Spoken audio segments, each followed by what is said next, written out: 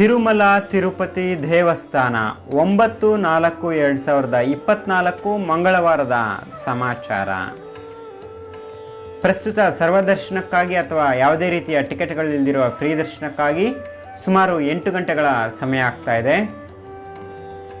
ಹಾಗೆ ಪ್ರಸ್ತುತ ಸುಮಾರು 5 ಕಂಪಾರ್ಟ್ಮೆಂಟ್ಗಳನ್ನೋದು ಫುಲ್ ಆಗಿದೆ.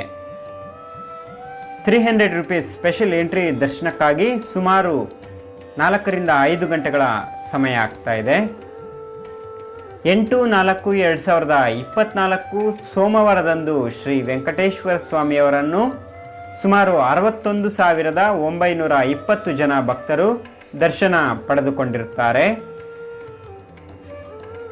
ಸೋಮವಾರದಂದು ಶ್ರೀ ವೆಂಕಟೇಶ್ವರ ಸ್ವಾಮಿಯವರ ಹುಂಡಿ ಆದಾಯ ಸುಮಾರು 3,55,00,000 ರೂಪಾಯಿ.